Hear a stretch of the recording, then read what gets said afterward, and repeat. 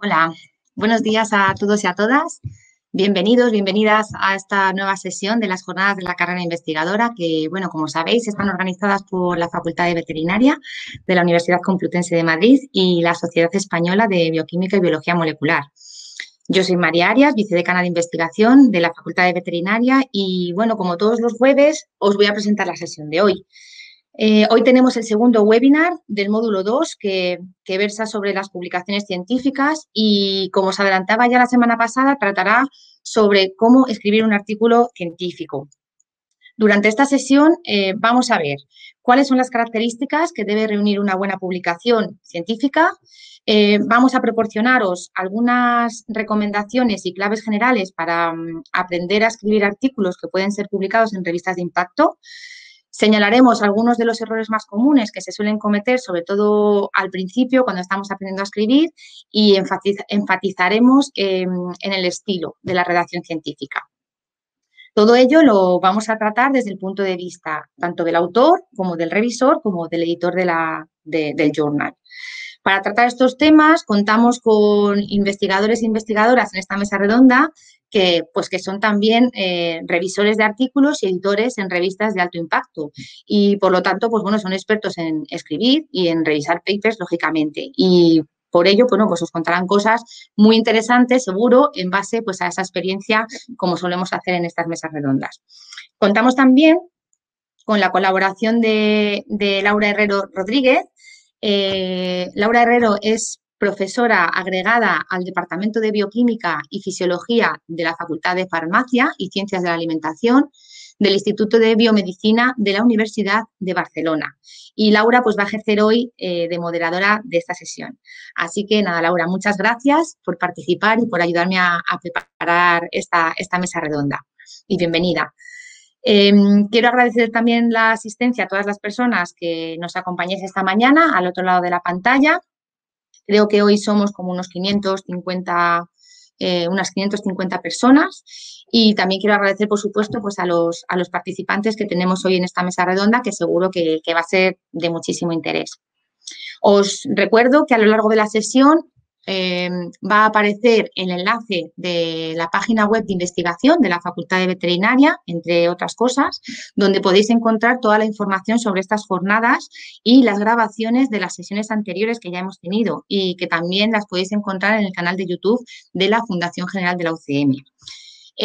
Antes de darte paso, Laura, si me permites, también quería deciros o recordaros, no tiene nada que ver con las jornadas, pero bueno, recordaros que hoy celebramos el Día Internacional de la Mujer y la Niña en la Ciencia y que en la Facultad de Veterinaria también hemos organizado un montón de cosas súper interesantes, como son mesas redondas que las hemos grabado, exposiciones online y documentales que os recomiendo que echéis un vistazo. Lo podéis ver en la página web también de la Facultad de Veterinaria, en la pestaña de investigación y, también os irán apareciendo algunos links a lo largo de la sesión. De verdad, os recomiendo que lo veáis porque creo que os va a gustar un montón. Así que nada, dicho esto, yo sin más te voy a pasar la palabra, Laura, para que cuando quieras comiences y des paso a la sesión. Y muchísimas gracias por estar aquí. Muy bien. Adelante. Gracias, María, y enhorabuena a ti y a la Fundación por la organización de estas jornadas que considero muy útiles, informativas y muy bien organizadas. Buenas tardes a todos. Os doy la bienvenida a la sesión de hoy, que está titulada «Cómo escribir un artículo científico, pautas y claves». Agradezco al gran número de personas que tenemos ya inscritas y que muestran su interés por la sesión de hoy, que promete ser muy interesante. Tenemos unas 546 personas inscritas, así que bienvenidos a todos. Esperamos que surjan también muchas preguntas y voy a explicar brevemente cómo tenemos que gestionar las preguntas. Recordad que a lo largo de las presentaciones podéis ir escribiendo las preguntas en el chat, en el apartado de preguntas. También las podréis votar con el símbolo de una mano que sale allí. Y entonces, cuando acabe la sesión, todos los ponentes hayan acabado de hablar, haremos la sesión de discusión y yo iré leyendo esas preguntas que han sido más votadas. Si queréis hacer una pregunta a un ponente en especial, por favor, especificar el nombre cuando escribáis la pregunta. Como hoy es el Día Internacional de la Mujer y la Niña, animo especialmente a todas esas investigadoras y luchadoras que nos están escuchando a hacer más preguntas, ¿vale? Y también os agradecería a todos los que pudierais comentar la jornada de hoy por Twitter en #webinarsFGUCM. Muy bien, pues con estos preámbulos vamos a dar paso al primer ponente de hoy, que es Francisco Javier Cubero. Es investigador Ramón y Cajal del Departamento de Inmunología, Oftalmología de la Facultad de Medicina de la Complutense de Madrid. Ha participado en más de 76 publicaciones científicas, 3 capítulos de libro, con 1.076 citas en los últimos 5 años y un índice H de 23. Doctor Cubero forma parte del consejo editorial de varias revistas como Gut, Journal of Hepatology, Livers y World Journal of Gastroenterology. Así que creo que aprenderemos mucho escuchándote. Gracias, Francisco.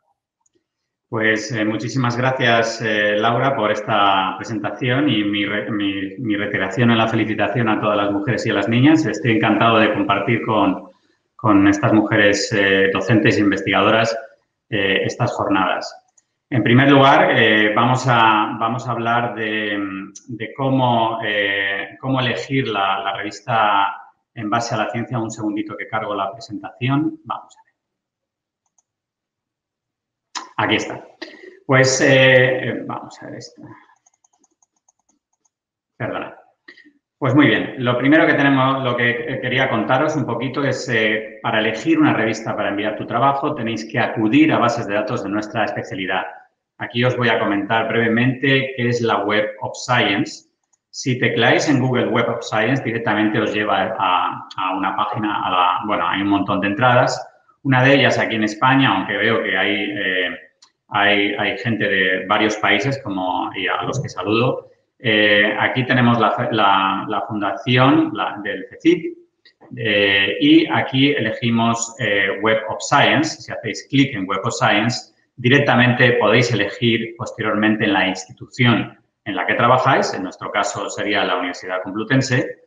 Y posteriormente podéis elegir, ya entráis directamente en la Journal Citation Reports, donde podéis elegir, por ejemplo, la federación, en nuestro caso la fundación de CECIP.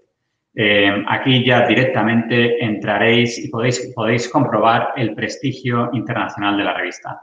Esto os va a dar el parámetro del factor de impacto.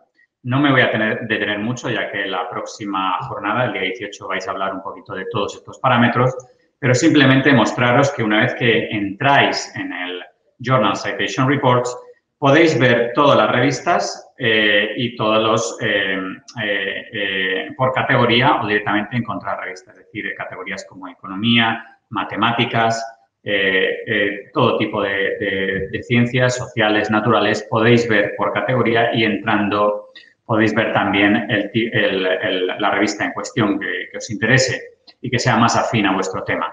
Si, por ejemplo, tecleásemos aquí Nature, que la conocéis todos, directamente os daría el factor de impacto. Aquí vais a tener toda esta información. Mucha de esta información nos la piden en muchas instituciones o para nuestro currículum en España o bien para la acreditación. Y aquí tenéis todo el tipo de información, dónde se encuentra la revista, cuál es la editorial, en el caso de Nature Publishing Group, y el factor de impacto. El factor de impacto del último año, que es, como veis, 42,779, y el tipo de revista. Es una revista multidisciplinar. Pues bien, también podemos ver, tenéis que comparar la calidad de vuestro artículo con la de los publicados en las diferentes revistas. Una cosa que ayuda mucho es hacer una lista de revistas con un rango de impact factor que vosotros consideréis objetivo, es decir, que no sea como un New England Journal of Medicine, pero que tampoco sea muy bajo, que sea objetivo y que los aims, los objetivos y el alcance de la revista coincidan con vuestro trabajo. También resulta muy útil hacer un Excel con la tasa de aceptación y rechazo, ya que si tiene un rechazo muy elevado, una acceptance rate muy baja, entonces va a ser muy difícil que podáis publicarlo y tenéis que tener datos muy buenos. Es importante saber de cuánto tiempo disponéis. Por lo tanto, hay que comprobar también el tiempo que tardan los revisores en enviar la revisión y el editor en realizar la decisión. ¿Y cuánto trabajo os va a llevar a hacerlo? Por eso, como os voy a recalcar un poco posteriormente, es importante leerse con cuidado las instrucciones para los autores. Aquí mismo, en la página que os he mostrado en la Web of Science de Nature, podéis ver bajo el ranking y veis cada año el ranking de Nature siempre está en el primer cuartil, por lo tanto, y además está entre el 90 y el 100%, por lo tanto, también pertenece al primer decil. Luego tenéis distintos cuartiles, pero bueno, como digo, esto os lo comentarán la semana que viene. Por tanto, la última parte de elegir una revista es cuánto dinero tenéis para gastaros, porque esto es importante desde el punto de vista de que los costes de publicación y sobre todo para Open Access están aumentando de manera considerada. Todas estas editoriales, tanto Springer Nature, Nature Research, Biomed Central, Springer, son editoriales que publican todo tipo de trabajos de ciencias sociales, ciencias naturales, etcétera. Y os quería mostrar un ejemplo de editorial que en los últimos años ha adquirido un montón de servicios para autores en cuestión de especialización. Tiene todo tipo de revistas, no solo de biología ya, sino absolutamente de todo. Es MDPI, es una editorial suiza. Y además, pues bueno, este tipo de editoriales está proliferando pues de manera considerable. Como veis, los gastos varían, ¿no? Pero normalmente yo diría que ahora mismo están en torno a los 2.000 euros. Y como veis aquí, bueno, estos son todos los tipos de editoriales que hay. Hindawi, que es una editorial india, MDPI, os la he enseñado, Elsevier, que es muy conocida, PLOS también, que es una editorial que publica sin Open Access. Entonces, bueno, tenéis un montón de editoriales. Y como veis aquí he puesto esto que quería recalcar que a partir de este año hay editoriales como Nature que empezaron a cargar aproximadamente 9.500 euros si queréis publicar vuestro artículo en Open Access. Por eso os digo que realmente tenéis que ver cuánto dinero tenéis o cuánto dinero os queda del proyecto. ¿Cuáles son los errores más frecuentes al realizar la publicación? Bueno, pues cuando vayáis a escribir vuestro artículo científico tenéis que ser muy breves. Es decir, la falta de brevedad y la falta de claridad hacen que el artículo genere desconcierto entre los revisores y por eso tenéis que ser siempre muy breves. Vamos a ver el estilo y el formato de vuestras publicaciones, pero quería centrarme un poquito en los errores para luego ver cómo afrontarlos. La falta de orden en el planteamiento de las ideas es también fundamental. Evitar la repetición de muletillas durante todo el paper. Evitar también hacer un copy and paste de otros artículos científicos.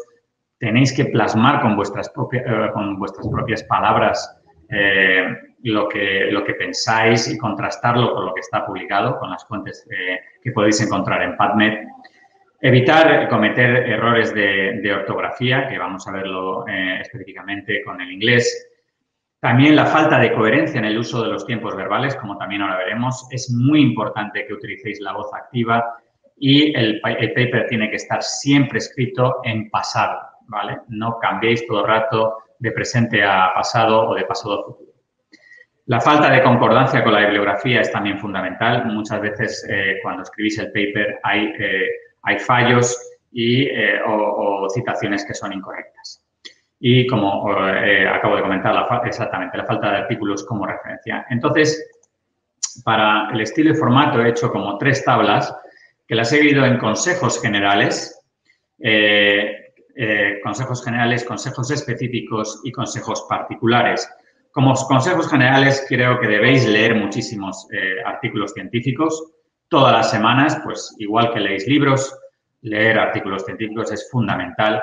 Preparaos para la escritura de artículos mediante la escritura de proceedings para congresos. Es un buen entrenamiento, que os lo mire vuestro supervisor. Escribir reviews, que además os van a hacer que sepáis mucho más de la materia en cuestión, de la cual estáis elaborando vuestro paper científico. Prestad atención a la estructura de los artículos en las instrucciones para autores y escribir con precisión, claridad y con brevedad. es decir, con economía de palabra. Como consejos específicos, os diría que utilizaseis el inglés estándar, tanto en gramática como en la construcción de frases, evitar embellecer frases con estructuras extrañas, usa frases completas y fáciles de comprender, utiliza siempre el pasado durante todo el artículo. Siempre, además, utilizar la estructura de we, la primera persona plural, o la forma pasiva, ¿no? Was performed, por ejemplo, en vez de utilizar I. I no, es como si el paper fuera solamente vuestro y realmente es algo que queréis divulgar, ¿no? Para el resto del paper, utilizar siempre verbos en forma activa, intentando evitar verbos típicos como to be o to have. Consejos particulares diría que evitad el uso de abreviaturas lo máximo posible o, si no fuera posible, hacer una lista de abreviaturas o al inicio o al final, dependiendo de las instrucciones de los autores, y solo utilizarlas para las unidades de medida. Resumir vuestros hallazgos principales tras cada hallazgo como una frase de resumen, es decir, todos estos resultados en conjunto muestran que, lo que sea.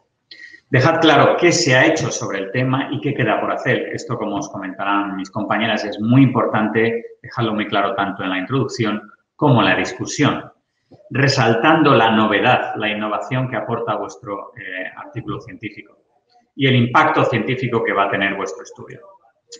En esto no voy a meter porque es lo que van a comentar mis compañeras, cuáles son las partes que tiene un artículo científico desde el título hasta la discusión, pero sí que quería comentaros un poquito cómo poner la bibliografía. En la bibliografía hay 5 normas principales que quiero que tengáis en cuenta. Tenéis que incluir las publicaciones más relevantes, es decir, con esto quiero decir que podéis hacer en PubMed una búsqueda de las 5 o 6 palabras clave de vuestro artículo, que luego además incorporaréis en la escritura de vuestro artículo científico en la sección de keywords. Leed las publicaciones que citáis. Es muy importante que llegáis a ser expertos de lo que estáis hablando. Citad siempre en relación con el contenido que tengáis. Y te puedes citar si tienes alguna publicación, pero, por favor, no abuséis de autocitaciones, porque, evidentemente, eso no va a aumentar el número de citas. Y dar prioridad a las publicaciones con más factor de impacto y muchos más actualizadas. Para finalizar, os quería mostrar una de los gestores de referencia, aparte de Medline, más usados, que es el que utilizo yo y muchos de mis compañeros, el EndNote, en el que podéis realmente bajaros o incluir cualquier tipo de citaciones buscando el autor, el año o el título, y tenéis una referencia que además está asociada directamente a vuestro en Microsoft Word o a vuestra Office en el ordenador, de manera que es muy sencillo tenerlo perfectamente ordenado. Además, podéis elegir el tipo de salida de la revista en cuestión.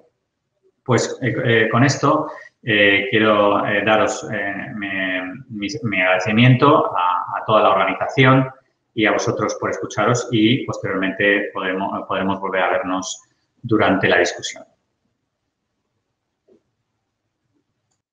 Muchas gracias, Francisco Javier.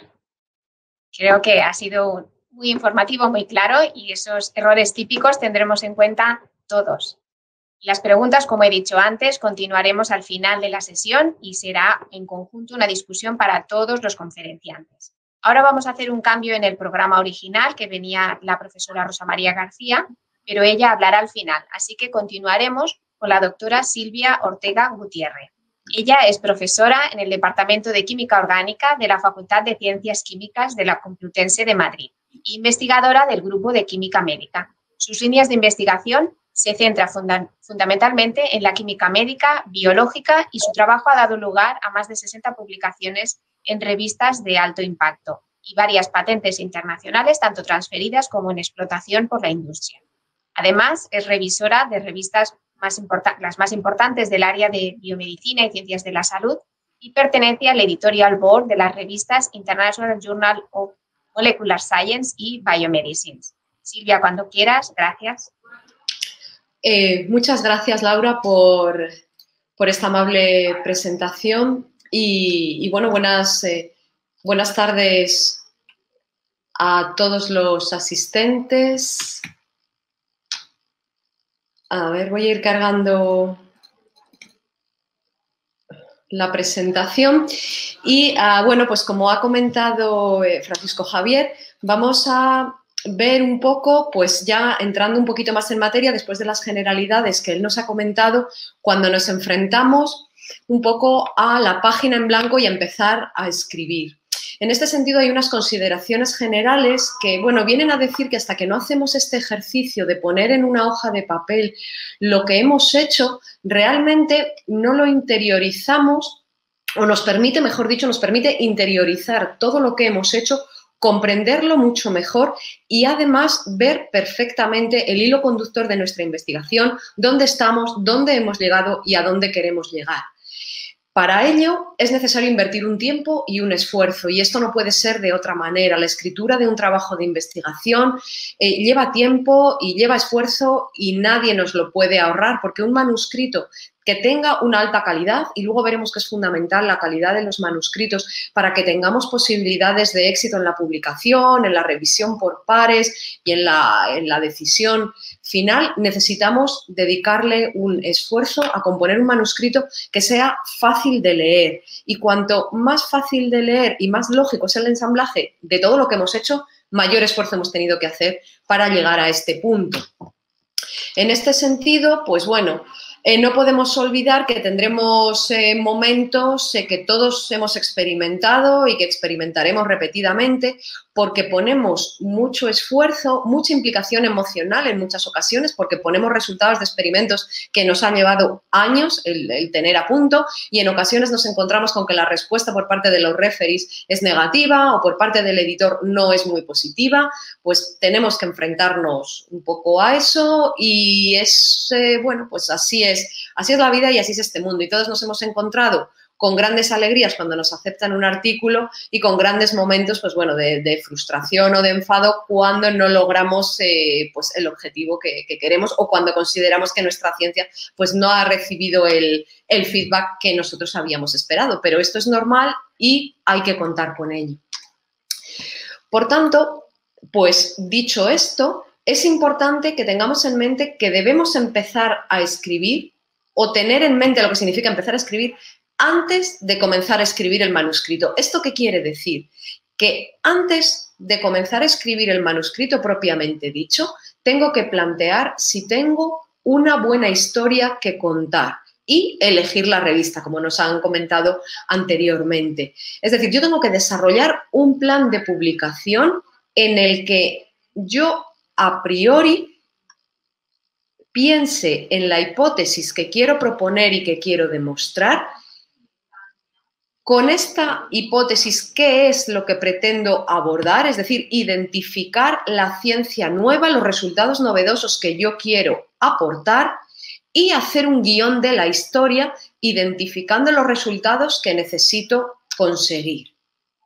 Y para esto es simplemente muy útil coger una hoja en blanco y hacer una serie de guiones. Esta serie de guiones tiene 4 puntos. En principio, o el primero de ellos, definir el contenido del artículo. Es decir, empezar con el final en mi mente, con mi objetivo final. Es decir, ¿cuál es el hallazgo principal que quiero contar en este manuscrito? Y para este hallazgo que al final va a sustentar o va a denegar mi hipótesis de partida, seleccionar los experimentos que debo llevar a cabo, porque estos experimentos se van a traducir en figuras, en tablas, en esquemas de reacción, es decir, en todo el material que soporta las conclusiones de un paper. Y después lo que tengo que hacer es simplemente dotar de una línea lógica toda mi argumentación. Esto varía un poco en función de la revista a la que voy a ir enfocado. ¿De acuerdo? Simplemente, pero esto como ya ha comentado el ponente anterior, pues es cuestión de echar un vistazo a las instrucciones para los autores de cada revista en cuanto a extensión o en cuanto a requisitos de formato, etc. Cuando ya tengo una historia que contar, ahora tengo que hacer el borrador del manuscrito, que sería esta tercera etapa. Y el borrador del manuscrito siempre tiene unos puntos que son iguales o muy parecidos en cualquiera de las revistas. Es decir, un título, unos autores, un abstract, unas palabras clave, introducción, resultados, materiales y métodos, conclusiones, agradecimientos, referencias y material y supporting material o material de apoyo. En esta ponencia iremos revisando todas estas partes detalladamente. Una vez que tenemos nuestro primer borrador, no hemos terminado. A partir de aquí llegamos al punto 4, que implica revisar, reescribir, volver a revisar y volver a reescribir tantas veces como sea necesario. En este periodo de tiempo debemos como mínimo enviar el manuscrito, el borrador del manuscrito, a todos los coautores para poder llevar a cabo los cambios que sugieran, sus comentarios, modificaciones, etcétera, de tal modo que al final todos los coautores estén de acuerdo en la versión final de ese trabajo, de ese manuscrito, y por tanto nos puedan confirmar su aprobación para enviarlo a la revista adecuada. Pues bien, a continuación lo que vamos a ver es de estas diferentes partes, vamos a ir una por una y vamos a ver cómo se aborda cada una de ellas. En este sentido, comenzando por la primera de ellas, el título, pues el título es una de las partes más importantes de nuestra publicación. ¿Por qué? Pues porque el título es lo primero que va a ver una persona y es lo que le va a decidir a leerlo o no, o a descartarlo, porque no le parece lo suficientemente interesante o no llama su atención. Por lo tanto, el título es importante que tenga las palabras clave que, como nos ha comentado Francisco Javier, habremos elegido cuidadosamente porque representan lo más importante de nuestro artículo, de nuestra investigación. Esto también es fundamental porque cuando necesitamos encontrar información sobre un área de investigación, nosotros seleccionamos unas palabras clave que son las que empleamos en los buscadores. Pues es importante que si estas palabras clave están incluidas en mi título, mi manuscrito, una vez aceptado y publicado, saldrá en estos buscadores a otros investigadores del área, de tal modo que mi investigación tendrá un impacto, tendrá una difusión mucho mayor que si no tengo en cuenta estas consideraciones. El título tiene que ser breve, pero tiene que tener impacto, es decir, ¿por qué los lectores deberían prestar atención a mi artículo? Pues debo indicar lo más novedoso, lo más importante, lo más relevante o innovador de los resultados que voy a contar y darle el énfasis adecuado. Es decir, si yo resumiera en una frase cuál es el aspecto más importante de mi artículo, eso tiene que estar condensado en el título. Cuestiones a evitar en un título. Bueno, pues ahora veremos que el título nos tiene que indicar específicamente de qué va el manuscrito. Y de hecho puedo hacer una tabla parecida a la que estamos mostrando aquí, con la evolución de un título en la que voy respondiendo a las diferentes preguntas. ¿Cuál es el resultado fundamental que estoy mostrando? ¿Cómo se ha llevado a cabo el diseño del estudio y quién ha participado? Añadimos las palabras clave que consideramos fundamental que aparezcan y a continuación voy haciendo una frase que voy acortando o ampliando si veo que me he dejado algo por mencionar, de tal modo que hasta el final llego a un título que es breve, que carece de abreviaturas, que resume los aspectos más importantes del trabajo, las conclusiones fundamentales y que es específico y no es vago ni tampoco es muy general, ¿de acuerdo? Que son los errores más comunes en los títulos. Para esto muchas veces es necesario comenzar por una frase e irla puliendo poco a poco hasta que llego a un título final. ¿De acuerdo? Como forma general, bueno, pues evitar un poco frases muy amplias o vagas o un estudio sobre o los efectos de. No son los efectos de en general, sino esto produce este efecto. Este efecto es debido a la acción de lo que corresponda. Y además tener en cuenta que el título contiene las palabras clave importantes para que cuando se introduzcan estas palabras clave en los buscadores, pues mi manuscrito salga recogido ahí. Una vez que tenemos nuestro título, tenemos que incluir los autores. Identificar quién debe ser un autor pues a veces es una tarea difícil, sobre todo en trabajos que han costado mucho tiempo, se han desarrollado durante un largo periodo de tiempo y a veces pues hay contribuciones de mayor extensión y contribuciones menores, pero todas ellas al final son necesarias para, digamos que para soportar o para sustentar las conclusiones del trabajo. Por lo tanto, todas estas personas pues tienen que ser autores o merecen ser coautores de nuestro trabajo. En función de los diferentes proyectos, de las diferentes áreas de investigación y en muchas ocasiones de las revistas, el número de autores es muy variable. En esta diapositiva pues podéis ver dos ejemplos quizá un poquito extremos. Un paper publicado recientemente en Nature con más de 50 autores y otro trabajo también publicado recientemente en una revista un poco más específica con 6 autores, que es un número, pues bueno, digamos que bastante reducido, porque también es verdad que la ciencia tiende cada vez a ser más multidisciplinar, lo que implica que mayor número de personas procedentes de diferentes backgrounds o con diferentes grados de experiencia, pues contribuyen al resultado final de un artículo. Si en alguna ocasión dudamos, pues podemos acudir a las instrucciones de la revista sobre quién debe ser considerado como autor y también para ayudar a clarificar este punto muchas revistas obligan ahora a indicar la contribución exacta de cada autor. Las contribuciones evidentemente pueden ser experimentales, pueden ser de haber hecho con sus manos, como quien dice, experimentos, o bien la concepción teórica del trabajo, la formulación de hipótesis y demás. Y todas estas contribuciones son igualmente válidas para ser considerado coautor. Bien, una vez que tenemos nuestro título y una vez que tenemos nuestra lista de autores, la siguiente parte de un artículo es el abstract. Aunque estamos siguiendo el orden, digamos, de las diferentes partes que nos encontramos en un artículo, yo particularmente el abstract lo escribo siempre al final. ¿Por qué? Pues porque tiene que ser un resumen muy bien hecho de todo el artículo. Y al final la visión general del trabajo se tiene más bien cuando ya hemos pasado por toda la parte de resultados y discusión, ¿vale? Con lo cual, bueno, aquí está situado a continuación del título y los autores porque es lo que nos encontramos, pero en la forma de escribir un trabajo, para mí el abstract yo lo suelo escribir al final. Es fundamental el tiempo dedicado a escribir un abstract que sea un buen abstract. ¿Por qué? Pues porque es lo que habitualmente está disponible en todos los buscadores y es lo que está disponible para todo el público independientemente de que nuestro artículo esté en Open Access o no. Es decir, eso es lo que va a ver cualquiera.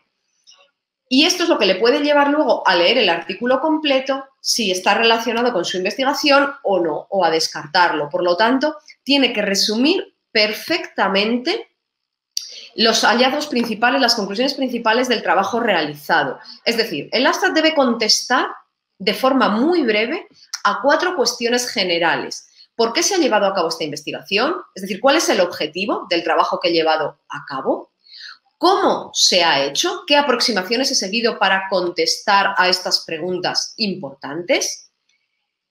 ¿Qué se ha realizado? Es decir, ¿a qué resultados he llegado? ¿Y cómo contextualizo estos resultados? Es decir, ¿cuál es la conclusión que yo extraigo a partir de estos resultados que he obtenido? Nuevamente, el abstract tenemos que cuidar también que sea muy claro, que esté muy bien escrito y que sea rico en palabras clave, por lo mismo, porque es lo que se va a introducir en cualquier buscador científico que utilicemos. Por lo tanto, es importante que mi abstract salga como uno de esos resultados cuando alguien introduzca palabras clave que están relacionadas con la investigación que yo he llevado a cabo.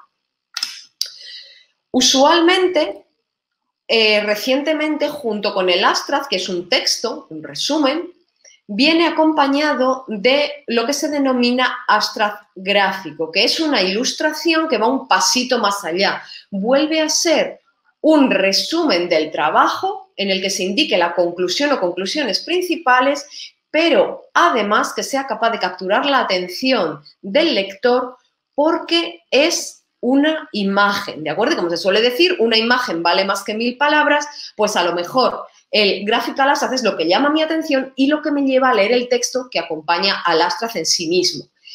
Para hacer un buen graphical abstract, pues primero tenemos que tener muy claro cuál es la conclusión fundamental, el hallazgo principal de nuestro trabajo, lo nuevo que aporta al estado actual de la ciencia. Y una vez que sepamos esto, tenemos que ponerlo de una forma que capture la atención del lector utilizando figuras, utilizando adecuadamente el color y utilizando un diseño gráfico lo mejor que podamos o sepamos.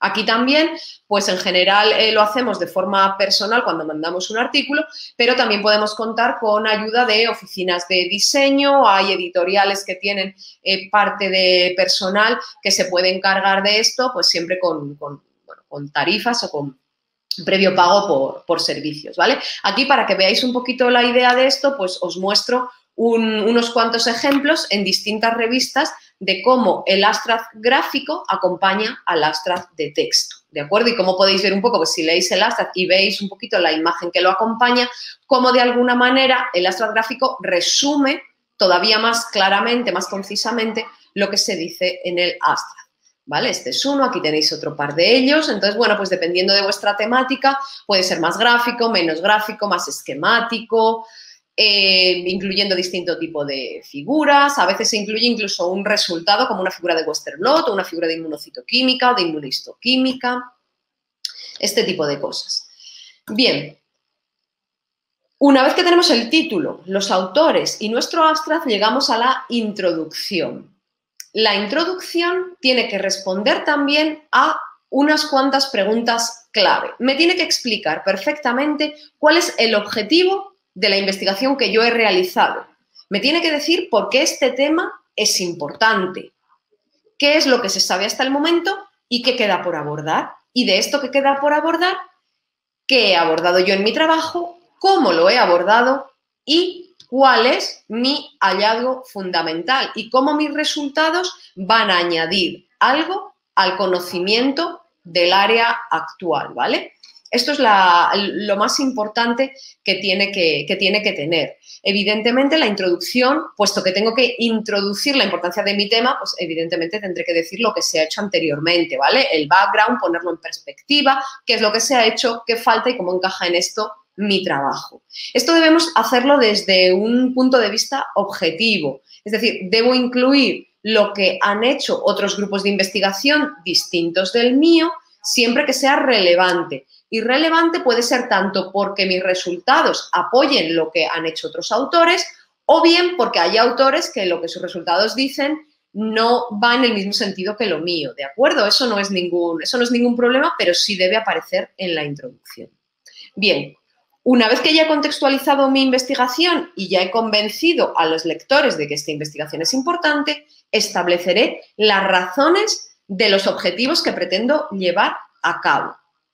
Y en la introducción es donde van la mayor parte de las citas de un artículo y un poquito complementando lo que ha dicho Francisco Javier, pues el número de citas tiene que ser pertinente. Es decir, ni muchas ni pocas. Para un artículo de investigación, pues yo diría que de 30 a 40 citas es más que razonable. Tienen que estar actualizadas y no puede ser que yo diga, por ejemplo, recientemente se ha demostrado y me voy a la cita y es de hace 20 años. Pues bueno, esto no es muy reciente que digamos, ¿vale? Así que las citas, las referencias siempre tienen que estar lo más actualizadas posible y además, en general, utilizar referencias que sean de revistas de índice de impacto alto. Y luego, pues cuidar un poco el formato, un poco en la línea de lo que ha comentado ya Francisco Javier.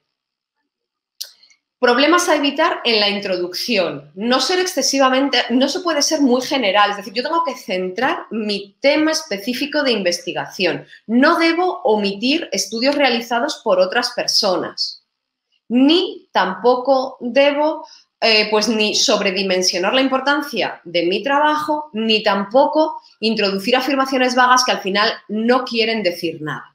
Y mi introducción en general siempre tiene que terminar con una clara definición del objetivo de mi investigación, cómo lo voy a llevar a cabo y cuál es la hipótesis que yo pretendo pues o bien confirmar o bien descartar. Una vez dicho esto, pues tendré terminada una introducción bastante razonable y pasaremos a la siguiente sección que ya continuarán comentando mis compañeros de mesa redonda. Y simplemente para terminar, pues bueno, tenéis aquí, cuando esto se ponga disponible en YouTube, pues tenéis aquí algunas referencias que podéis consultar si queréis una mayor información sobre este tema. Muchísimas gracias a todos los participantes y a la Fundación por organizar estas jornadas. Muchas gracias a ti, Silvia, lo has explicado muy claro y haciendo énfasis en los primeros puntos importantes del título, autores, contribución, abstract, introducción. Yo me quedo con el título que, como bien has dicho, es un primer filtro y o lo ponemos muy claro, atractivo y el mensaje, o de ahí ya, ¿verdad?, no pasa. Gracias, como lo has explicado. Ahora continuaremos con María Villalba, que nos va a explicar la parte de material y métodos y resultados, con las figuras y las tablas, cómo prepararlo. Presento un poco a María para que la conozcamos todos. Es licenciada y doctora en veterinaria por la Universidad Complutense de Madrid.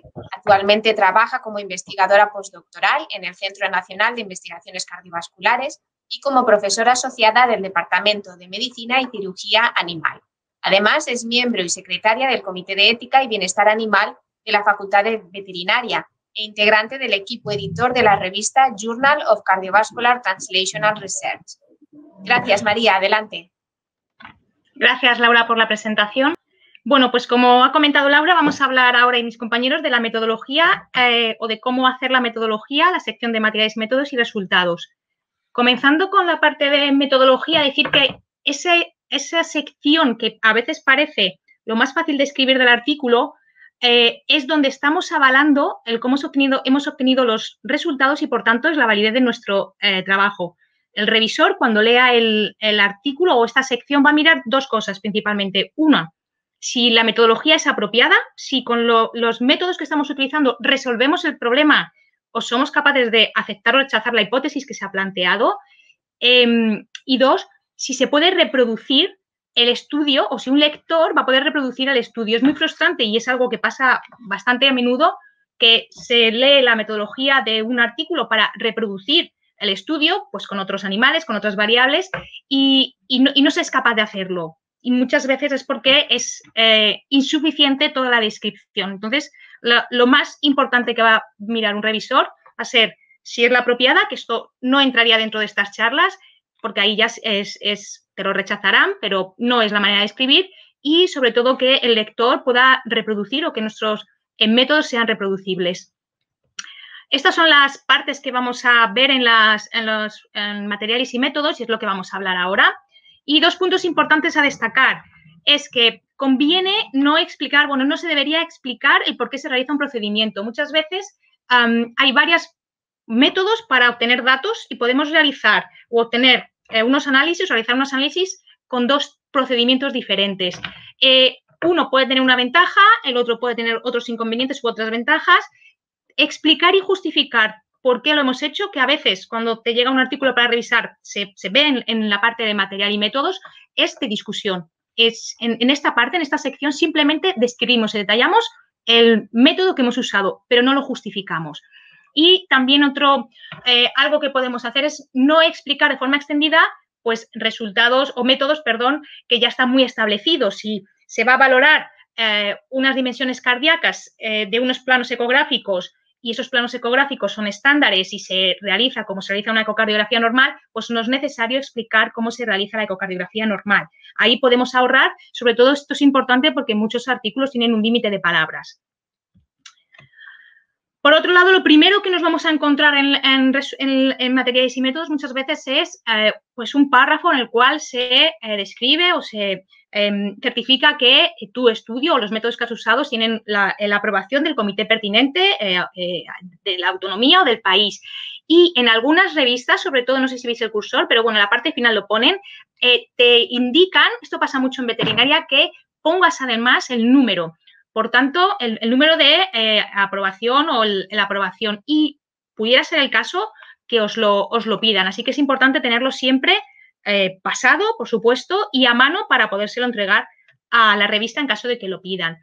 Con respecto al diseño experimental, bueno, pues hay en algunas revistas, cuando mandéis el artículo tendréis que ver el estilo de la revista. En algunas revistas te piden que describas de forma estadística o cómo es el tipo del estudio. Es decir, he puesto aquí un ejemplo, pues este estudio fue un estudio prospectivo de casos controles realizado entre muchísimas revistas, esto no te lo exigen. Nosotros, en el campo en el que yo trabajo, no solemos explicar qué tipo de estudio es, excepto si es retrospectivo. Si es retrospectivo, sí te suelen pedir que lo pongas porque los estudios retrospectivos tienen bastante sesgo y es importante. Incluso a veces te exigen que lo pongas en el título, ¿no? O la mayoría de las veces.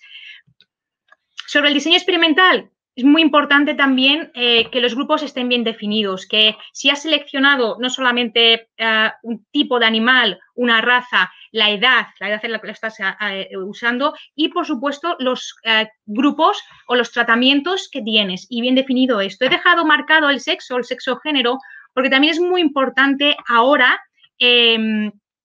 mencionar esto en el material y métodos.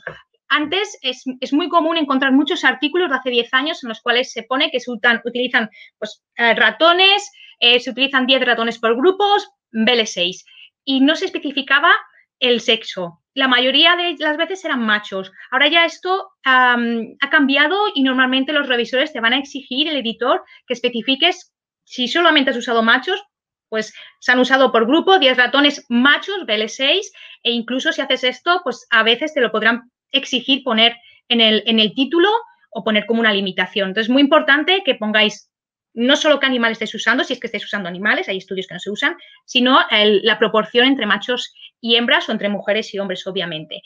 Con respecto a la estructura del material y métodos, pues que sea concisa, que sea breve, que sea fácil de que esté seccionada por cada uno de los procedimientos y algo que es útil para el lector entender el proceso es si describimos el material y métodos en un orden cronológico, es decir, empezamos por los ratones que estamos usando o los fármacos que estamos usando, o no siempre se usan ratones, obviamente, después por todo el abordaje que se ha hecho, procedimientos no invasivos y la parte final, pues todos aquellos procedimientos que, por ejemplo, si estás usando animales vivos, pues que ya se hacen sobre los propios tejidos.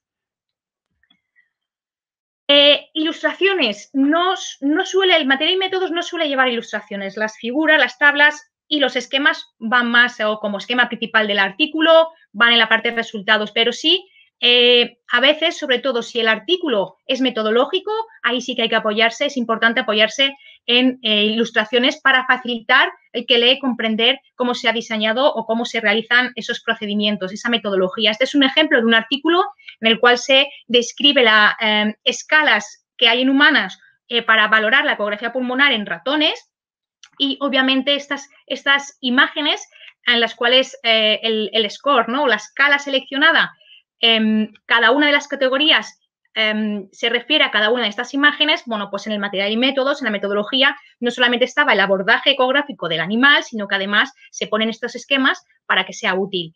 A veces también se pueden usar ilustraciones a modo aclaratorio.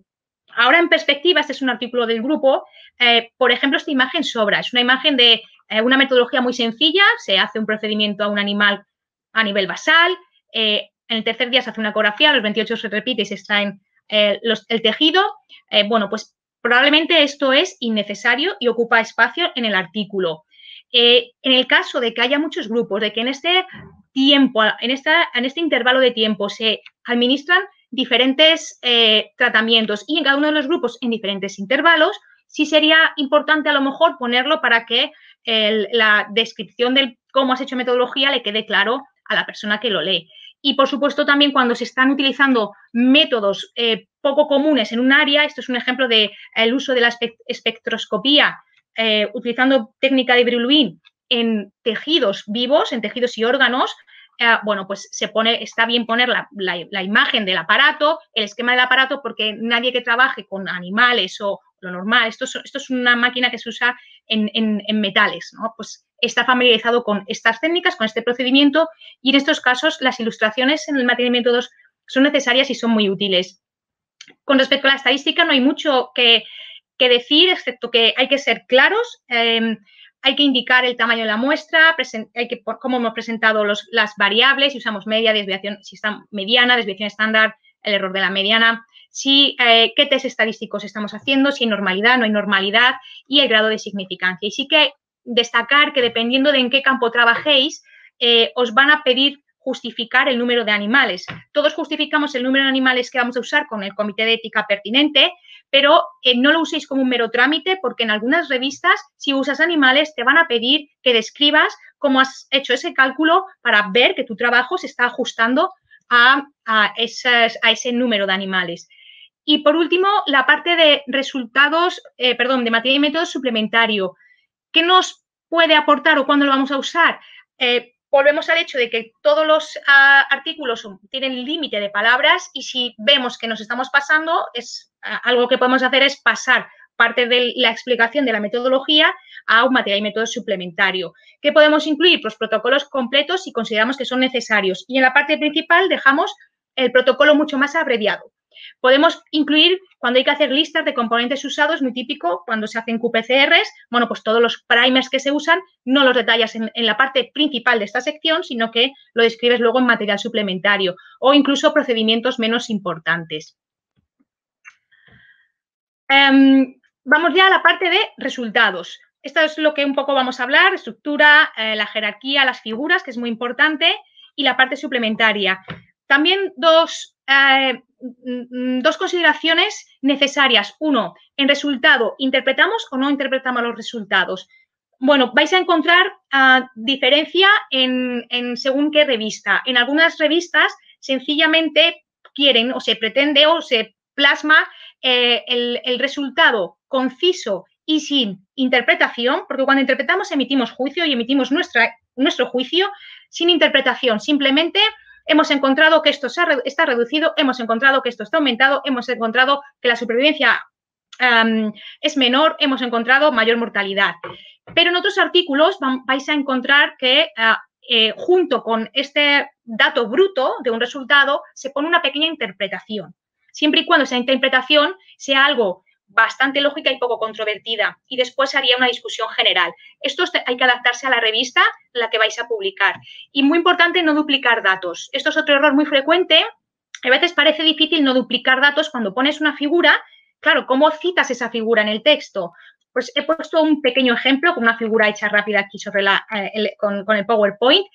Si consideramos importante el peso en nuestro artículo y, por tanto, lo vamos a poner como figura, si lo ponemos como figura, nosotros ya aquí estamos viendo que la media, por ejemplo, del grupo control sería 4,2, que el grupo con el tratamiento 1 está en 2,2 y que el grupo con el tratamiento 2 está en 3,4. O sea, no es necesario volver a repetir esto porque ya lo estamos aportando. Entonces, esto sería un error frecuente el repetir la información. El peso del grupo control fue X, el del grupo, eso ya está descrito. ¿Cómo lo podemos hacer? Porque obviamente hay que referenciarlo. Bueno, pues simplemente ya dando un poquitín la interpretación de lo que hemos visto. El peso del grupo con el tratamiento 1 fue estadísticamente menor que el del grupo control, pero no que el del grupo con el segundo, perdón, que el del grupo control, pero no que el del grupo con el segundo tratamiento. Y sí, la figura que sea correspondiente. Es una manera de hacerlo y no duplicar datos, porque es un error muy frecuente. Por supuesto, el resultado más importante del estudio, lo primero, siempre. Hay que jerarquizar y lo más relevante, lo primero en todas las secciones. ¿Cómo lo podemos estructurar? Es muy útil estructurarlo si se han hecho secciones en el material y métodos. Es útil y fácil y facilita mucho luego la lectura al que lo está leyendo, el hacer las mismas secciones para plasmar los resultados. Este es otro ejemplo de un artículo. Bueno, pues en la sección de material y métodos está la terminación de la CAM, en español SCAN, y la recuperación.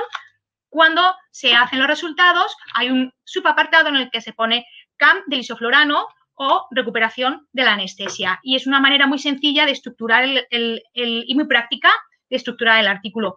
Por otro lado, en aquellas revistas, estas, por ejemplo, es un circulation, en las cuales te permiten, y más te incitan, ¿no?, a que hagas pequeñas interpretaciones, la estructura de los resultados es diferente y englobas cada uno, aunas todo lo obtenido en estos procedimientos, los datos obtenidos de los procedimientos en materia de métodos, para darles una pequeña estructura o interpretación. Es decir, por ejemplo, aquí la primera sección, esto está tal cual las secciones en este artículo. Sería que, bueno, esta mutación en este ratón induce, con este tipo de ratón, induce la disfunción biventricular y reduce la supervivencia. Bueno, pues esta conclusión o esta interpretación está sacado no solamente del número de ratones donde se estudia la supervivencia, también de la ecocardiografía, porque es donde está. Entonces, aquí se podría hacer pequeñas interpretaciones y también tienen que estar bien seccionadas y bien estructuradas.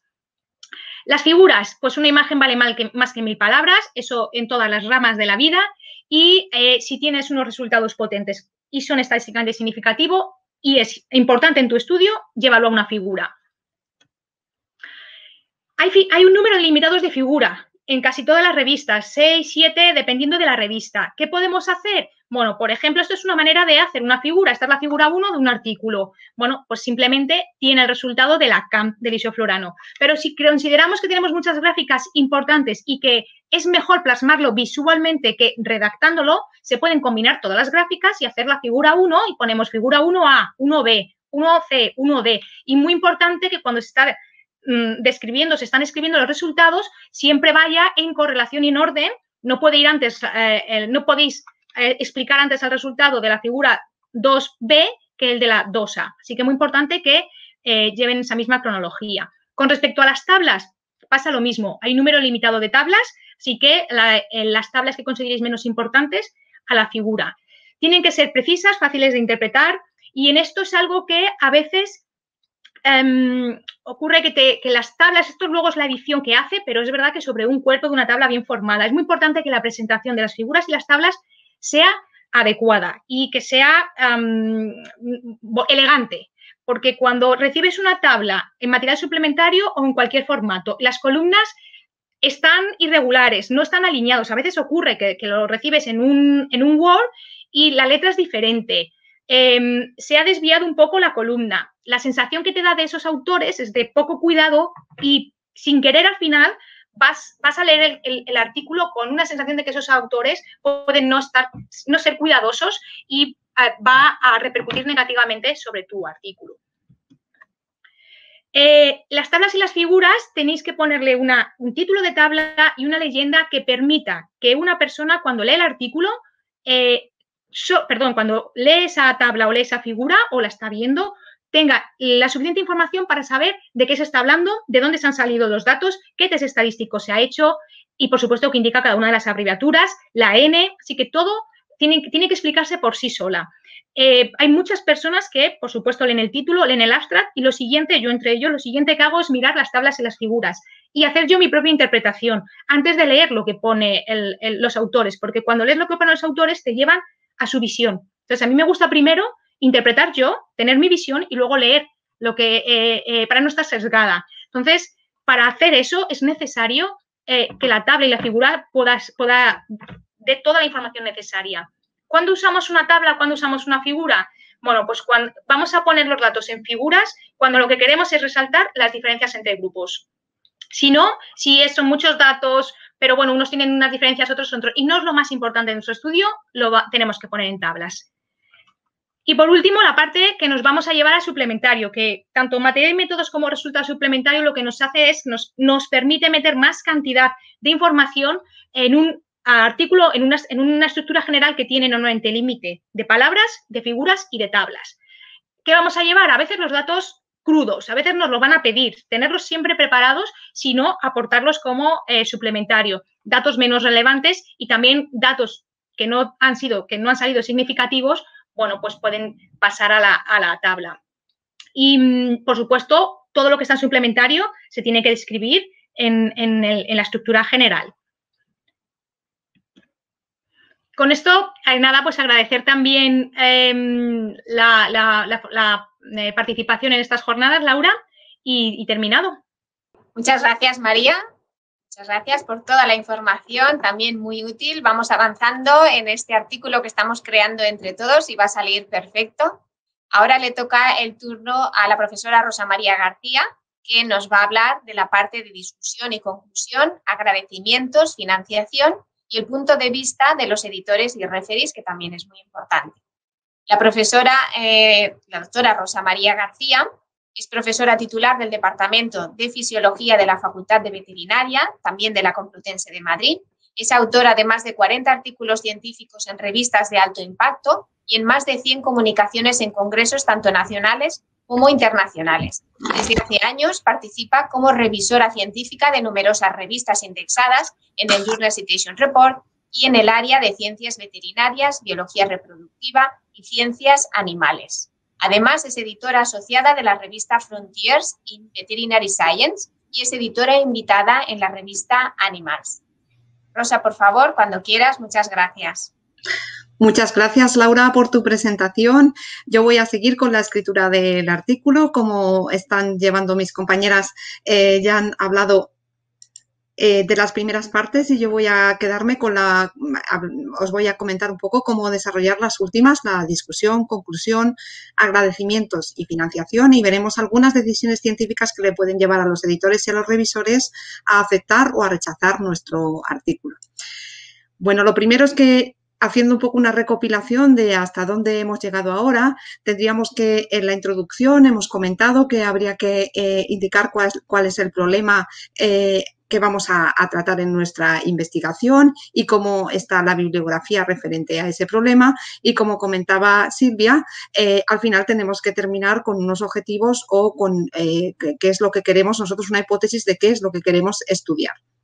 A continuación, ya se ha descrito que en el material y métodos pues tendremos un diseño experimental, veremos cómo van a ser estos materiales y métodos que nos permiten abordar nuestro problema y daremos unos resultados que han salido en nuestro trabajo. La última parte sería la de la discusión, en la cual vamos a hacer una interpretación de los resultados y los vamos a comparar con las de otros autores.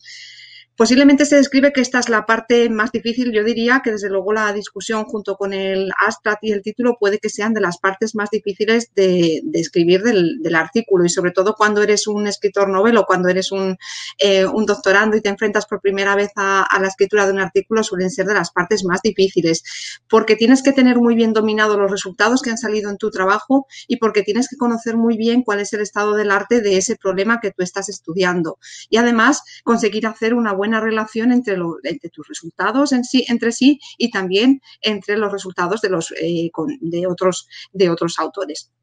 Bueno, es tan importante que puede ser clave para que nos acepten o nos rechacen el artículo.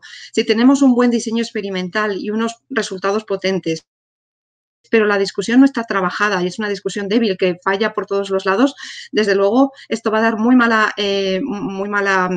predisposición al editor y a los revisores para que nuestro artículo sea aceptado, con lo cual es importante trabajar bien esta discusión. Y además, pues no es una discusión cerrada. Obviamente estamos en ciencia y todo tiene que ser abierto y más una discusión. Alguien decía que la ciencia o el problema que nosotros estamos estudiando es como un espejo que se ha roto en 1000 añicos y cada uno de nosotros tenemos una partecita del espejo. Con lo cual, pues vamos a dar unos resultados o vamos a intentar aprender o dar conocimiento sobre un poquito de ese problema, pero al final necesitamos el dibujo entero. Por lo tanto, no podemos sentar cátedra, sino que las discusiones suelen ser abiertas. Bueno, ¿cómo vamos a elaborar esta discusión? Pues tenemos que interpretar los resultados de nuestro trabajo, tenemos que relacionarlos entre sí y además poner las implicaciones más importantes que hayamos obtenido de este trabajo relacionándolos con el contexto de la bibliografía que hay hasta la actualidad. Ya se ha hablado anteriormente, pero es necesario que tengamos referencias bibliográficas que sean lo más actualizadas posibles. Sin dejar de decir que hay veces que hay cuestiones que se han sentado, bueno, pues se han establecido hace años y que necesitamos utilizar esa bibliografía porque... Bueno, algunas claves que me gustaría comentaros para tener una discusión que pueda ser aceptable es que no es una recapitulación de los resultados, tenemos que hacer una exposición. A veces como revisor te encuentras que algunos autores que no están muy versados en cómo escribir artículos científicos incluso hacen una recapitulación de resultados, pero es que incluso aparecen las P's, las significaciones estadísticas en la discusión. Ya no se ponen este tipo de menciones a la estadística, sino que se hace de una manera más expositiva. Una clave es empezar con la respuesta a la pregunta principal que hemos terminado en nuestra introducción. En la introducción ya hemos dicho que vamos a plantear cuál es nuestra hipótesis o cuál es nuestra pregunta, y que con el trabajo que hemos hecho debería quedar respuesta, deberíamos tener una respuesta y se debería empezar con ella en la discusión. La extensión debe de ser adecuada. A veces te encuentras que casi te han escrito una tesis en la parte de la discusión, y realmente esto hace que pierda validez, porque la discusión debe de estar muy centrada en el problema que nosotros hemos estudiado, y por tanto pues tiene que tener una extensión adecuada. Depende de la revista, te dejan que sea más larga, más corta por el número de palabras, pero desde luego el tema debe de estar centrado y por tanto la discusión con una extensión adecuada.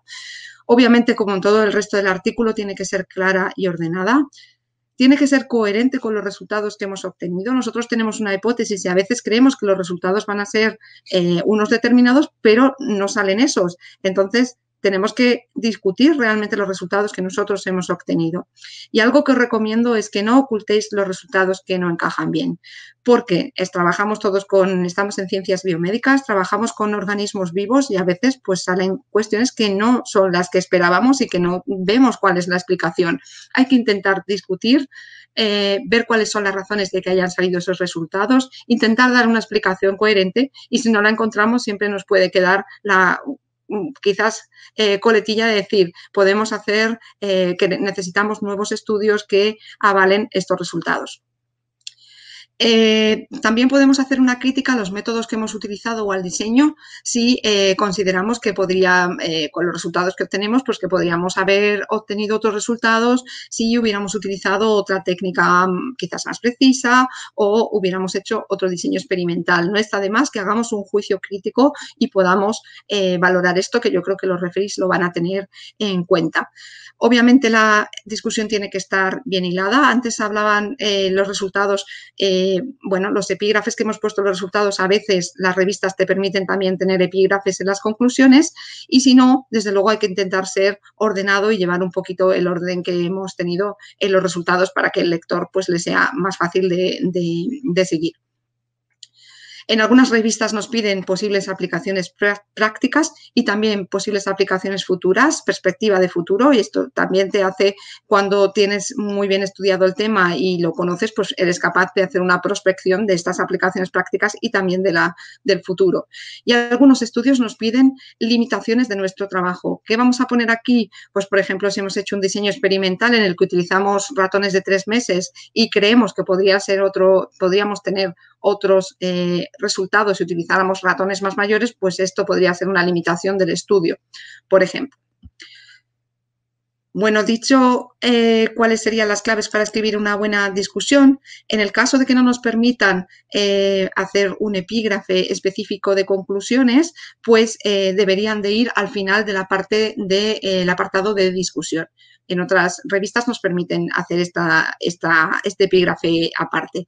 Y aquí lo que debemos de poner son las principales conclusiones del estudio y explicar además la importancia y relevancia de nuestros resultados, lo que hemos hecho en el campo de estudio en el que está encuadrado.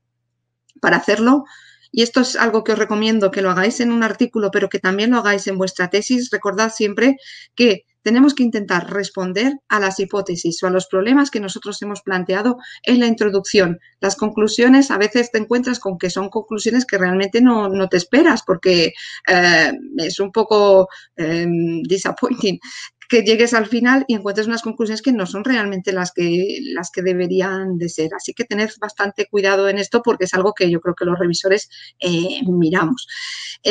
Algunas claves, pues no sacar más conclusiones de las que se deducen por los resultados. Si este no ha salido, no podemos ponerlo como conclusión.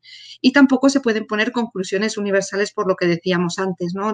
Puede ocurrir que haya una extrapolación que cambie los resultados y realmente pues siempre son pequeñas conclusiones de lo que nosotros hemos estudiado. Y obviamente que sean claras. La claridad es algo que a lo largo del artículo tiene que quedar bastante patente para que sea fácil de leer y los lectores pues lo puedan seguir fácilmente.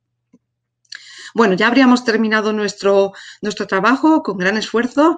Nos falta poner los agradecimientos, que en un principio, si los autores se han elegido bien, no tendría por qué haber ningún problema aquí de cuáles son las personas que deben de ir en los agradecimientos, porque son aquellas que no entran dentro de lo que consideramos como criterio de autor, que ya se ha hablado de esto. Entonces, generalmente, pues se suelen poner personas que nos han ayudado de alguna manera en la asistencia en los experimentos, pues como pueden ser, como veis aquí os había puesto un servicio de imagen, un servicio de microscopía, un servicio de cromatografía, no sé, lo que queráis, servicios generales que nos pueden ayudar a hacer nuestra investigación. O bien también es muy habitual pues las personas que han cuidado de los animales o que están en los animalarios y que permiten que tengamos nuestros animales listos.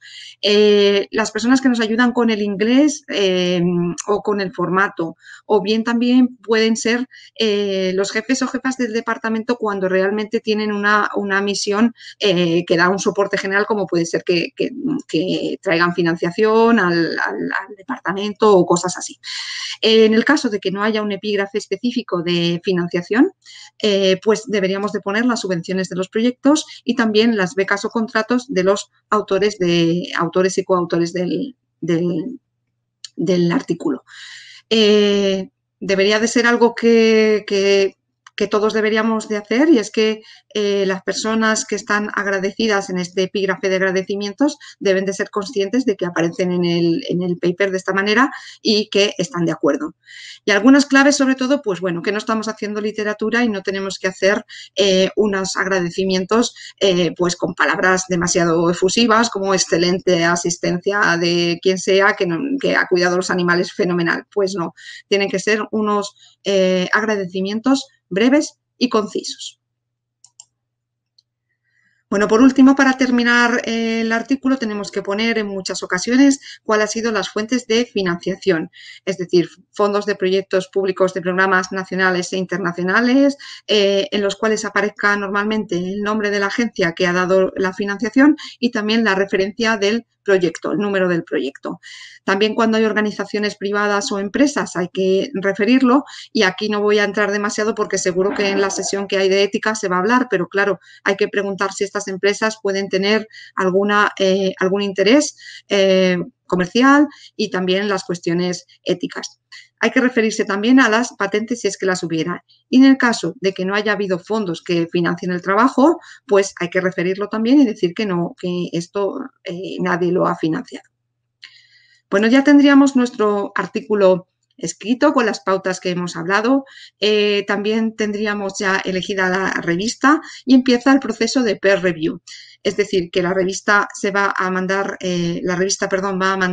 al editor nuestro artículo. Si considera que tiene unas características que ahora hablaremos de ellas, las pasará a revisión, a los revisores. Los revisores hacen un informe que también tiene unas determinadas preguntas que responder, y si con este informe pasará de nuevo otra vez al revisor. El revisor ya hace un juicio y va a decir si está aceptado o rechazado, si hay que hacer modificaciones. Por tanto, el artículo vuelve de nuevo al autor y este autor tendrá que responderle y mandar de nuevo al revisor dicho artículo, de tal forma que si tenemos éxito pues terminará publicándose, y si no pues terminará rechazándose. Entonces, bueno, esto es un poco ilustrativo de cómo nos sentimos muchas veces con el tema del proceso de revisión, que te llega a desquiciar pues por el tiempo y por los comentarios a veces pues demasiado críticos, como ya se ha dicho. Bueno, respecto a las decisiones científicas que toma el editor, lo primero es que se habló en la sesión anterior, el editor puede ser alguien profesional, pero también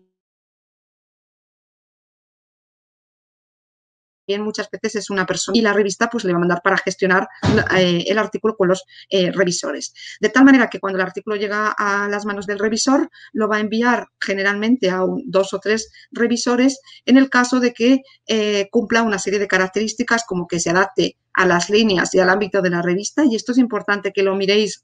Creo que igual se comentó al principio, pero es importante que se mire en la propia revista cuál es el scope y el aim para que realmente nos adaptemos a eso. O sea, quiero decir, si estoy mandando un artículo de experimentación animal a una revista que realmente se ocupa de, pues no sé, de producción de leche, pues obviamente me lo van a rechazar porque directamente es que ya no estoy en el ámbito y el revisor, el editor directamente ni lo va a pasar a revisores y se va a mandar de nuevo rechazado al autor.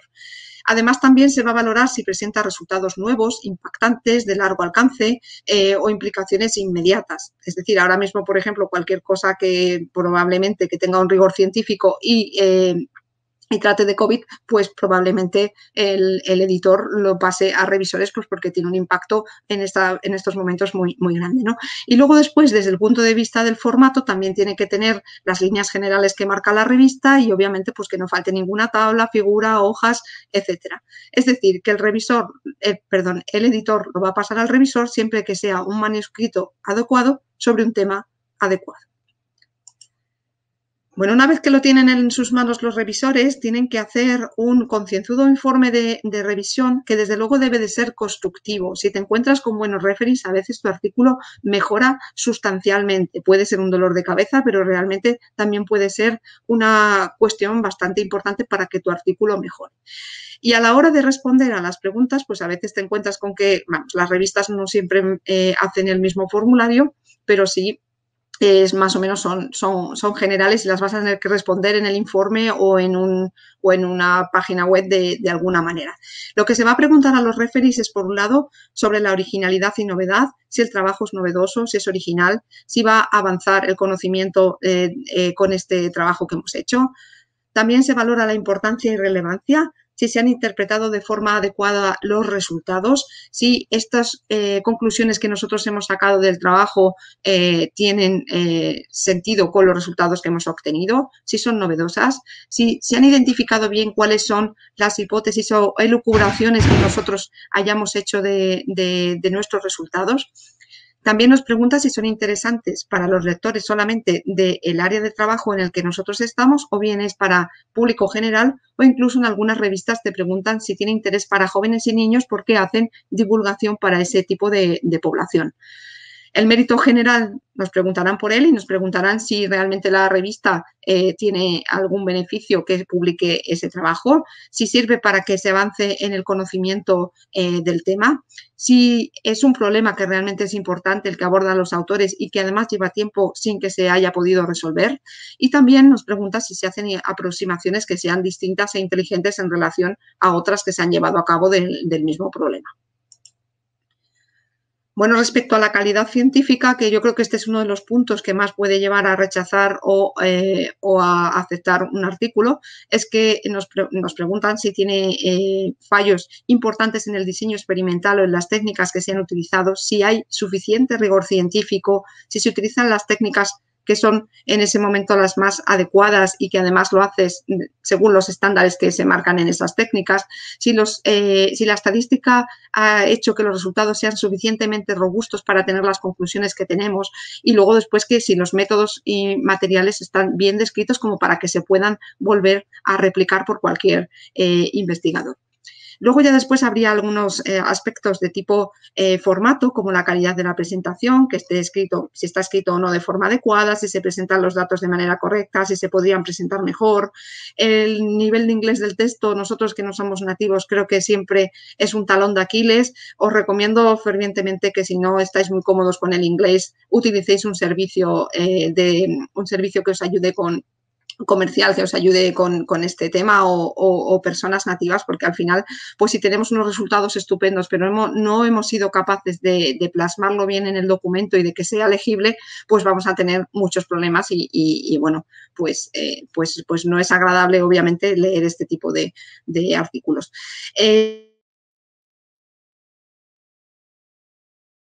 Las referencias, pues citaciones inapropiadas, esto da muy mala imagen y no os lo recomiendo desde luego. Y por último, las cuestiones éticas, que por lo menos se guarden los estándares básicos que se utilizan en investigación. Bueno, una vez que los referees han hecho este informe o han rellenado todas estas cuestiones por las que le ha preguntado la revista, va a tener varios juicios en los cuales ya se habló en la sesión anterior, con lo cual voy a ir bastante rápido, pero bueno, se pueden presentar tal cual, o sea, aceptar tal cual, que esto no suele ser lo más habitual porque aunque el artículo esté muy bien, pues suelen haber pequeñas revisiones que tienes que mejorar y por eso pues puede ser after minor revision. Otro juicio puede ser reconsider after major revision. Entonces, aquí es importante que toméis mucho en consideración las sugerencias que han hecho los revisores y que escribáis una carta punto por punto en la cual se contesten a estas sugerencias y a estos cambios que te proponen, pero que también es verdad que si no estáis de acuerdo en algunas cuestiones y pensáis que tenéis que decir que lo que habéis puesto creéis que está bien, desde luego podéis hacerlo, podéis rebatir estos puntos, desde luego siempre pues teniendo bibliografía que os apoye y teniendo unas razones de peso para decir que no estáis de acuerdo con lo que el revisor ha dicho. Otra de las, y la última y la peor que puede ocurrir es que se rechace el artículo y generalmente pues suele ser por estas cuestiones que acabamos de ver. Las de formato pues se suelen pasar mejor, a no ser que bueno sea ilegible y a lo mejor pues el referee pues se enfade un poco con esta cuestión, pero sobre todo yo creo que las que llevan más a rechazar un artículo pues suelen ser de calidad científica y bueno pues es lo que más quizás se mira. Bueno, obviamente, si hay una conducta que se vea que es inadecuada, si hay plagio o si hay un problema ético, rápidamente el revisor va a contactar con el editor y directamente pues, nos van a rechazar el artículo por este tema. Bueno, la decisión final del editor pues puede ser a veces muy fácil porque los revisores están de acuerdo y entonces no hay problema, y en algunas ocasiones pues los revisores no están de acuerdo y entonces el editor tiene que ejercer como tercer revisor o mandárselo a un tercer o cuarto revisor para que salga de dudas. Os he dejado aquí las 8 razones que hacen que un artículo sea aceptado y bueno, no quiero tardar ya más porque creo que es interesante que discutamos y debatamos. Muchas gracias por vuestra atención. Espero que con todas estas claves podáis hacer un magnífico artículo y me gustaría también, por supuesto, felicitar a los organizadores de este webinar, y de la serie de webinars, porque creo que están teniendo muy buena acogida, ya que son temas muy interesantes. Muchísimas gracias y, bueno, quedo lista ya para la discusión. Muchas gracias a ti, Rosa, por la excelente presentación. Creo que ya nos ha quedado un artículo completo y listo para tener mucho éxito. Vamos a ver si ha sido de ayuda para todos. Pues vamos a empezar con la parte de discusión y voy a ir leyendo las preguntas que han sido más votadas. Y diré para ver a quién ponente es, algunos sí que se especifican. A ver, la primera de Alejandro Iglesias. ¿Se valora menos un artículo si tiene muchos autores? En ese caso, ¿a partir de qué número de autores empieza a tener menos valor? ¿Puede haber más de un corresponding autor en un artículo? Esta parte de los autores la había llevado Silvia. No sé si quieres responder. Sí.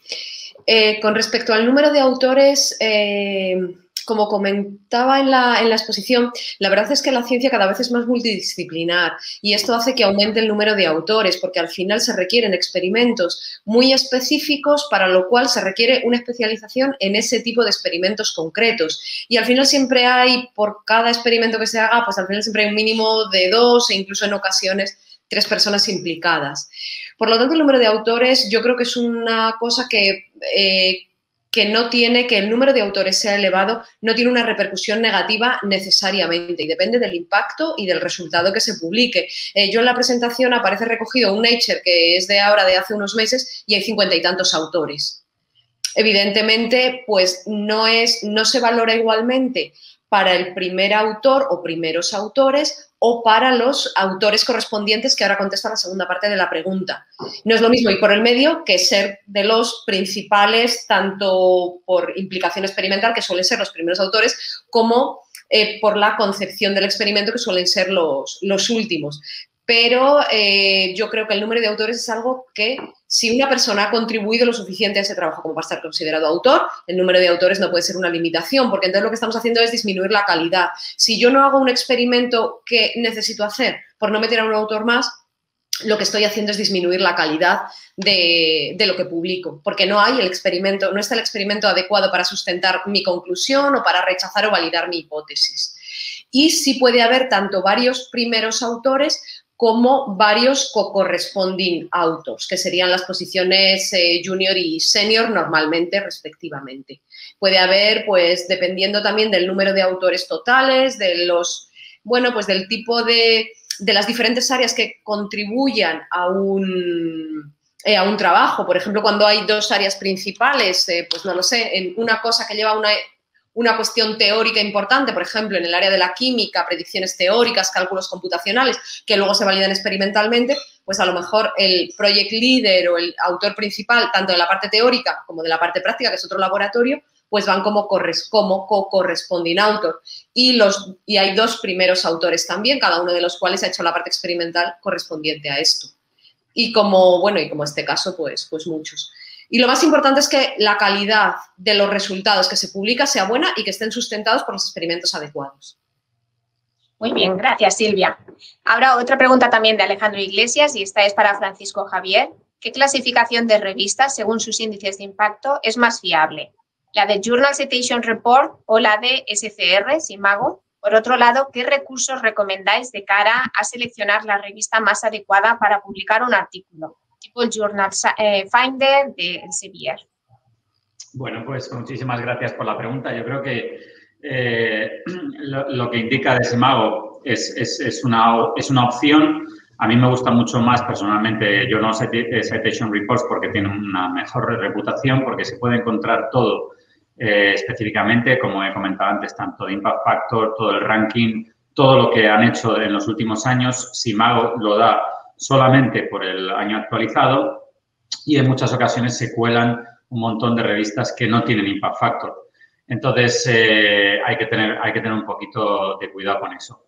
Para elegir la revista, como os he comentado antes, podéis hacer directamente en el Journal of Citation Reports, que también lo veréis como Clarivate Analysis, que se llama así. Podéis hacer un ranking por categoría y ahí podéis escoger desde los que tienen mayor impact factor hasta los menores. Como decía, hay que ser muy objetivo para no perder el tiempo y ser objetivo con lo que tenéis de resultados y centraros realmente en revistas que sean análogas a los resultados que tengáis.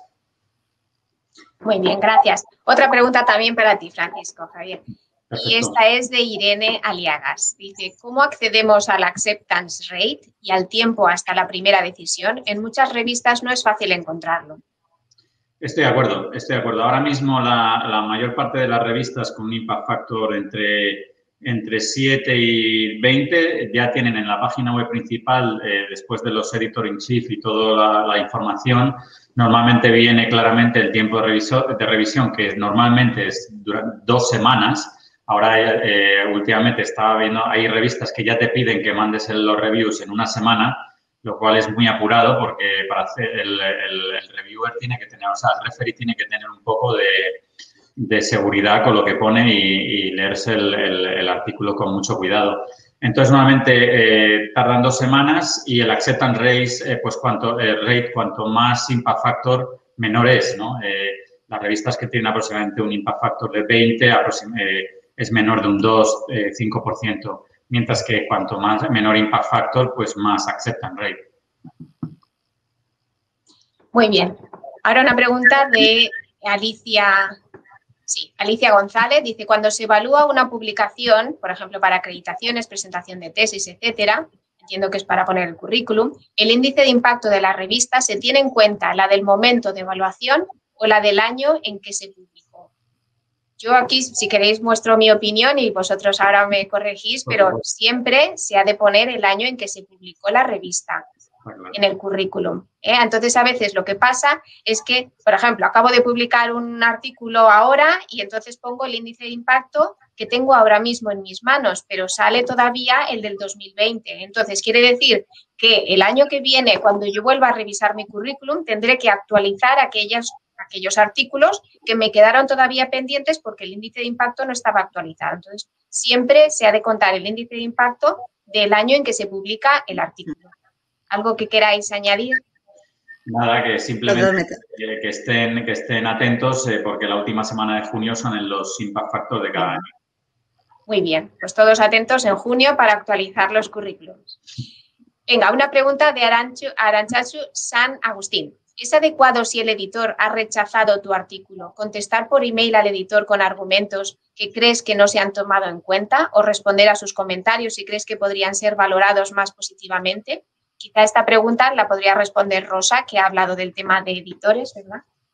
Bueno, sí, pero me gustaría igual que lo debatiéramos porque la verdad es que yo creo que no es lo más habitual escribir al editor. Sí, quizás lo que, pues es verdad que los referís a veces no han entendido, hay otra pregunta por ahí de este tipo, no han entendido tu trabajo y sí que puedes hacer una valoración, pero realmente a los editores cuando lo rechazan es un poquito más complicado el poder dar argumentos porque no hay como mucha vuelta atrás, creo yo. Lo que sí puede ser, y es que a veces te dicen que asignes otra revista, efectivamente, si lo que estaba comentando antes, si tú estás completamente equivocado con el scope de la revista y has elegido una que no es, dentro del propio grupo te pueden decir que si, del propio grupo editorial te pueden decir que si crees que está mejor ubicada en otra revista y que la pueden transferir. Pero realmente lo del editor no sé qué opinan mis compañeros. Yo con mi experiencia, si os digo, es verdad que en general siempre vamos con la opinión de los referees y una vez está hecha la opinión y el editor ha tomado la decisión, pocas cosas podemos cambiar. Pero a mí me ha pasado que, no sé si a vosotros habéis tenido también experiencias así, que he visto que las respuestas de los referees eran totalmente injustas. Pues veía a lo mejor 2 que sí, 1 que no y el editor había dicho que no. Y bueno, o mandaban a otro cuarto revisor y a lo mejor también decía que sí. Bueno, opiniones que veías que no te encajaba bien y tenías dudas. Y entonces, en ese caso, sí que escribí una carta directamente a la editora, pues por este motivo, educado, ¿no? Por este motivo considero que se tendría que dar otra oportunidad. No sirvió de nada, pero yo me desahogué y me quedé a gusto. Otras veces también con el teléfono, pues a ver, ¿qué ha pasado, no? Al editor o a tal. Pero pocas veces se consigue cambiar la decisión final. Sí, mi experiencia también es un poquito en esta línea, que se puede hacer, pero que en general no sirve de nada, excepto, bueno, un poco de desahogo y demás. Hay contadas ocasiones que sí que puede hacer, o sea, en general, una vez, como habéis dicho vosotros, una vez que se ha tomado la decisión es muy difícil volverla para atrás. Hay en ocasiones que son las mínimas, pero puede ocurrir que de verdad haya algún tipo de error en la evaluación, algo que se ponga que no está, pero en verdad sí que está, porque, bueno, hay veces que los referees también pues son humanos y se equivocan, o a veces por cuestiones de presión de los editores o de ciertas editoriales, pues te llegan los mails de urgente, manda tu revisión, y a lo mejor, pues bueno, se comete un error y algo que sí que está o algo así, pues no se contempla. Pero esto ocurre muy raramente. Yo, desde mi punto de vista, es como cuando uno ha suspendido y va a la revisión del examen. Pues te puede pasar que el profesor se haya equivocado al sumar y tienes un 5,5 y no has sumado porque se ha olvidado sumarte una cosa. Pero es raro que ocurra. Ya.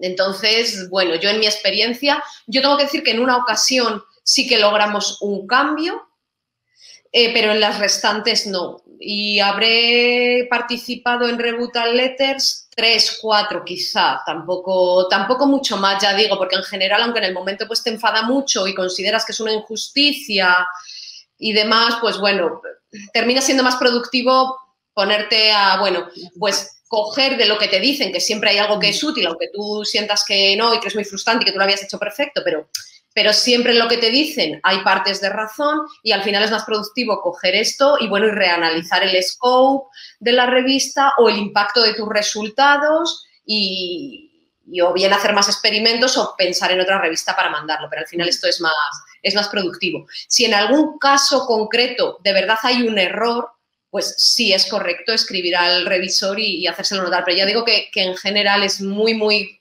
muy raramente ocurre. En esta misma línea tenemos otra pregunta de Azucena Jiménez que dice: si uno de los revisores tiene sugerencias en las cuales evidencia que no ha entendido bien mi experimento, el diseño, procedimiento, porque yo no me he expresado correctamente, ¿sería mejor tener un debate telefónico al respecto para agilizar la publicación? Creo que estamos en la misma línea de que poco se va a conseguir pero bueno, por intentarlo a lo mejor. ¿Algo que queráis añadir o comentar? Bueno, una cosa que lo del debate telefónico, con el referee dice, con el revisor, normalmente... No, creo que entiendo que es con el editor. Porque los revisores no sabemos quiénes son. Entonces entiendo que será algo que piensa que algo no ha quedado claro en su publicación y que el editor no lo ha entendido y dice si sería adecuado hacer una llamada telefónica. Yo para mí, como bien has dicho, Silvia, hay que optimizar nuestro tiempo, asimilar que no nos lo han aceptado, entenderlo e ir hacia adelante. Yo también estoy de acuerdo en eso. Muy bien.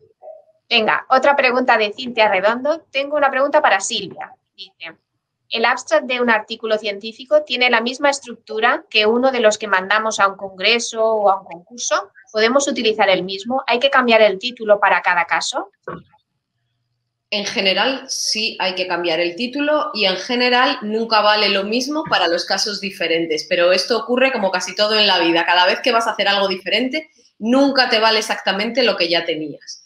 Lo único que, hombre, si ya le has dado un trabajo antes, te va a costar menos. Si tú has escrito un abstract para un congreso, pues te va a costar menos hacer el abstract para la publicación. Pero luego hay cuestiones, además, de formato diferentes, incluso cumpliendo las mismas generalidades de que manifiesten los puntos principales, las conclusiones y demás. Hay revistas que tienen diferentes formatos o diferentes requisitos. Por ejemplo, hay revistas en las que el abstract tiene que tener 100 palabras como máximo. Hay otras que pueden ser 200 o 250 palabras. Todo esto hay que revisarlo antes. Y el abstract tiene que verificar exactamente con lo que se indica en las instrucciones. Porque en muchos casos nos podemos encontrar con que cuando se envía un manuscrito, que normalmente es a través de una aplicación telemática, ni siquiera nos cabe el abstract, ¿vale? Ni siquiera ya el sistema detecta que tiene más de las X palabras y nos corta el abstract, con lo cual hay que rehacerlo. Después, también hay un poco de diferencia entre algunos tipos de revistas donde en los abstracts te aparecen definidos que tienes que cubrir main findings, conclusion, experimental design, por ejemplo, y tienes que cubrir parrafitos específicos con cada uno de estos epígrafes. En las revistas más habituales, o por lo menos en las que yo manejo más habituales, pues el abstract es un continuo, pero son cosas que hay que revisar para adaptarnos. Pero la mala noticia es que en general no te va a servir la misma cosa para dos cosas diferentes. Siempre hay que reajustarlo y leer las instrucciones. Efectivamente. María Villalba, que había perdido la conexión, sí, ¿quieres añadir algo? No escuché la última pregunta, nada, pero... Nada, iba a decir antes con respecto a cuando te lo rechazaban y que normalmente el editor se basa no solamente en un revisor, ¿no? Que siempre hay un revisor, a veces tiene la sensación de que no se ha leído el artículo, de que no lo ha entendido, pero bueno, siempre va a haber otro revisor que también te lo esté rechazando seguramente, ¿no? Entonces, bueno, que sí, que la sensación es que no sirve para mucho. Sí, muy bien, estamos todos de acuerdo. Bueno, ya tenemos a la organizadora, María, con nosotros, así que te paso la palabra, María. Hola, ¿qué tal? Bueno, ya sabéis que yo aparezco cuando hay que cortar, que ya siempre estamos fuera de tiempo porque siempre los debates, las exposiciones son interesantísimas y la verdad que a mí se me hace corto. Pero tenemos todavía preguntas en el chat, pero es que nos tenemos que ir. Entonces, bueno, yo creo que aquellos que no os ha dado tiempo a que respondamos vuestras preguntas, pues podéis, si os parece bien, a todos los participantes que os pueden escribir un correo y preguntaros si tienen alguna duda más o les podéis echar una mano si queréis, ¿no? Bueno, yo me gustaría solo deciros que, claro, os está escuchando y que me parece que este webinar es que es una joya. Es la joya de la corona, os lo digo en serio. Es que habéis explicado por orden todas y cada una de las cuestiones que uno tiene que tener en cuenta cuando va a escribir un artículo científico. Además, de una forma así, pues muy clara, muy concisa, y yo creo que va a ser muy útil sobre todo para aquellos estudiantes de doctorado que se enfrentan a la escritura de su primer paper. Os lo digo de verdad, o sea, yo creo que si estuviera ahora haciendo la tesis y fuera a escribir mi paper, me cogería este webinar, que está grabado, y me lo pondría y iría chequeando cada una de las cosas que habéis contado para asegurarme que lo estoy haciendo bien. O sea que enhorabuena. Además también la parte previa que ha contado Francisco Javier y la parte posterior de la revisión por pares que ha contado Rosa son muy útiles. Entender todo ese procedimiento creo que va a ser muy útil para los estudiantes de doctorado, ¿no? Y hacer todo esto en una hora, pues creo que es muy complicado. Así que enhorabuena, de verdad, por vuestras intervenciones. Laura, gracias por moderar esta sesión. Y bueno, no sé si queréis decir alguna cosa más antes de irnos, antes de que cierre la sesión. Y si no, pues... A mí me gustaría decir algo que se me ha olvidado y creo que es muy importante y se ha dicho ya en otros seminarios. Utilizad a vuestros seniors, tened siempre la guía.